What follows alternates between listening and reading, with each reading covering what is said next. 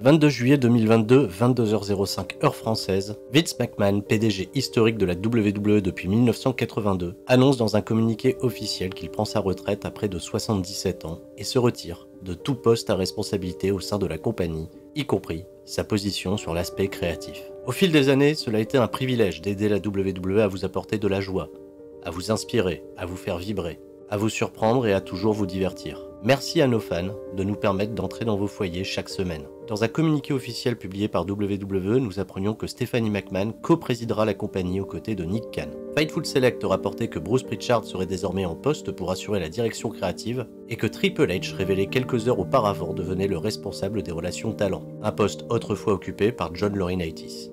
Une annonce qui a retenti comme un véritable coup de tonnerre dans l'industrie du catch. Une décision qui semble cela dit être précipitée, car Vince McMahon a organisé une réunion d'urgence à Boston, là où SmackDown se produisait en direct dans la soirée. A été rapporté de diverses sources que les talents employés ont appris cette nouvelle de manière brusque, à tel point que Brock Lesnar aurait claqué la porte en disant « Si Vince McMahon part, je pars aussi ». Dans un mail adressé à toutes les superstars de WWE, Vince McMahon leur a confié ces mots. Votre dévouement vers la WWE fera en sorte que notre entreprise continuera à croître et à prospérer. Notre organisation n'est rien sans vous. Vous êtes la seule ressource naturelle de la WWE, choisie pour se produire devant un public mondial. Vous êtes tous des ambassadeurs de la WWE. Portez le drapeau de la WWE partout où vous allez.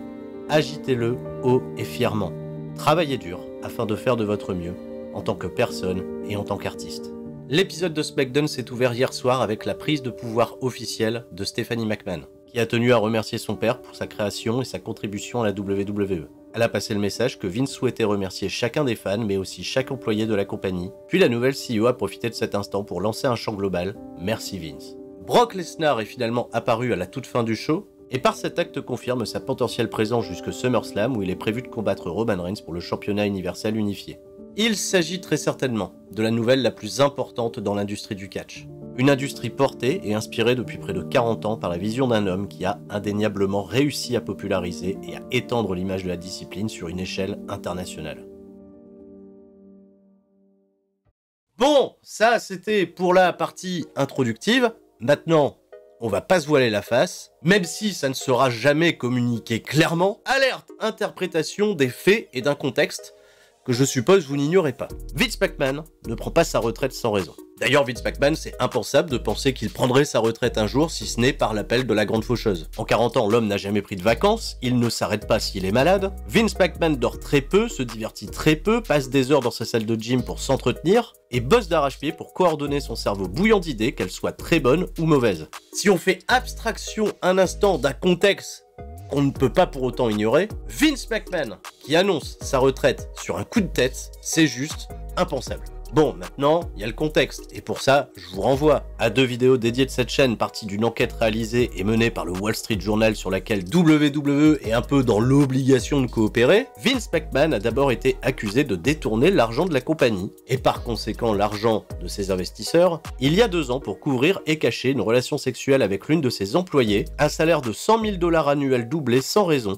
et 3 millions de dollars pour acheter son silence. Dans un second article du 8 juillet, ce sont plusieurs allégations similaires sur les 20 dernières années mêlées à des pressions, de l'harcèlement sexuel et pas moins de 12 millions de dollars engagés pour faire taire les victimes. 12 millions de dollars, c'est 4 fois plus que le rachat de la WCW. Vince McMahon, ça craint mon cousin, on a des témoignages, des mails, des transactions bancaires, des dick pics du patron lui-même. À un moment donné, on va pas être dupe, cette retraite, elle est un peu forcée. Ce qui n'aide pas, c'est que le Wall Street Journal continue de rassembler de son côté preuves et témoignages, et plus ça va fouiller, plus ça risque de faire mal, que Mike Johnson du PW Insider ait rapporté il y a quelques jours que HBO Real Sports aurait l'intention de faire une émission d'investigation sur l'affaire Vince, et ça aussi si ça se fait, ça risque de pas être banal, et que Netflix, qui visiblement travaillait sur ce qui était rapporté comme l'une des plus grosses séries sur la vie et l'œuvre de Vince McMahon, aurait tout simplement abandonné le projet, malgré plusieurs millions de dollars investis et beaucoup de scènes de témoignages recueillis. Bien.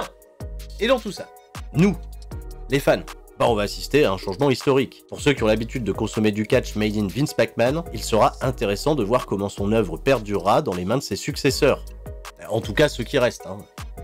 Kevin Dunn, pour l'instant ça esquive les balles, mais on sent que le coup près va arriver. À titre personnel, et je vais rester sur mon point et vous redire ce que j'ai dit sur la chaîne Twitch de Ludivine, pas plus tard qu'hier où je suis resté à peu près 6 heures en live, si vous le souhaitez, dès à présent, remerciez Vince McMahon pour sa contribution au business. Parce que oui, il a fait beaucoup, en bien et en mal. C'est indéniable que le mec était vraiment un génie et que l'interprétation du personnage de Vince McMahon à l'écran est certainement l'un des meilleurs personnages portés à l'écran. Et j'inclus tout, hein, catch, série, cinéma, tout. J'ai conscience, et c'est mon point de vue, ça n'engage que moi, que vous ne remerciez pas Vince McMahon pour les allégations qu'il a au cul actuellement. Mais si, comme moi, vous n'êtes pas à l'aise avec l'idée de remercier Vince McMahon, là, tout de suite, maintenant. Parce que niveau allégations d'harcèlement sexuel, ça craint. Ne pas contrôler ses pulsions au salon de bronzage, ça craint. Jouer avec l'argent de ses investisseurs, ça craint. Et même historiquement, Mélanie Pillman au lendemain de la mort de Brian, ça craint. Le sportwashing en Arabie Saoudite, ça craint. Licencier 80 talents pendant une pandémie, ça craint. Il y a plein de choses, trop de choses déplorables qui ont été passées sous silence. Beaucoup de malhonnêteté. Et s'il vous plaît, WWE, vu que vous avez désormais une opportunité de changer, de rebâtir cette industrie sur des principes un peu plus sains, pitié, faites-le. Donc à titre personnel, oui, je suis mal à l'aise avec cette idée de remercier Vince McMahon là maintenant. J'adore Vince McMahon, je pense que si vous suivez cette chaîne, vous en avez bien conscience. Mais là, limite, je ne sais pas si je fais face à un syndrome de Stockholm, donc je suis pas capable de prendre une décision. Je n'ai pas de problème si certains souhaitent le faire, mais par pitié, restez cordiaux les uns avec les autres. L'industrie continuera d'évoluer, pour le pire et pour le meilleur, comme elle a évolué avant Vince McMahon et comme elle le fera par la suite. Avant de conclure, je vous annonce que, après la sortie de cette vidéo, je serai en live sur twitch.tv/Tuerie316 pour évidemment discuter de ça avec vous. Je vous annonce également, et ça me fait assez mal de vous le dire, qu'au vu des récents événements, je suis malheureusement tenu de décaler la sortie du Qu'est-ce qui s'était passé de Armageddon 2008. Le montage a bien avancé, mais je serai incapable de tenir les délais du 24 juillet pour la sortie de la vidéo, parce que oui, c'est un projet plutôt ambitieux et certainement l'un des plus gros de ma chaîne. Bien évidemment, je vous tiens informé sur mes réseaux, n'hésitez pas à me suivre, @Tuerie sur Twitter. Et bien sûr, je reste à l'affût si d'autres nouvelles venaient à sortir autour de WWE et de Vince McMahon. Je pense qu'on n'a pas fini d'entendre parler de cette histoire, malheureusement. Restez forts, on en a besoin, surtout en ce moment. Je vous dis à la prochaine, c'était Tuerie. Ciao, bye bye.